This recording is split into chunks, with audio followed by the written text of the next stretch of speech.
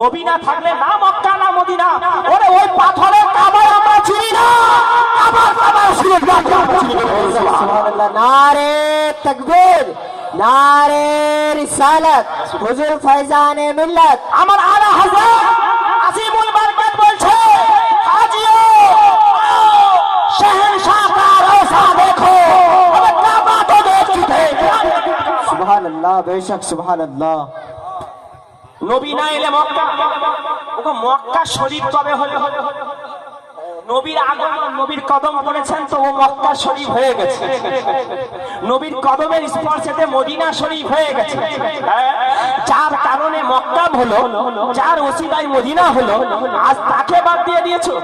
এই জন্য আমার হারুন রশিদ সাহেব বলতেছিলেন, তুই সিন্নি খেলি মোল্লা চিনলি না। কেন বললেন? আমি সারা জীবন কিতাবটা আনা হয়নি, মাদ্রাসায় রয়েছে।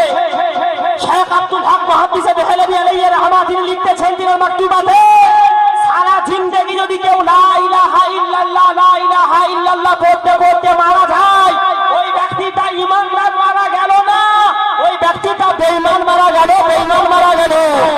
তখন না মুহাম্মদুর রাসূলুল্লাহ না বলে, যখন সে মুহাম্মদুর রাসূলুল্লাহ বলে একবার করে মারা যায়, শেখ আব্দুল হক মুহাদ্দিস দেহলভী বলতেছেন ওই ব্যক্তিটা ঈমানদার মারা গেল। তাহলে ঈমান কি? ঈমান হলো আমার নবী। এখন বলি ইয়া রাসূলুল্লাহ বলা যাবে কি যাবে না?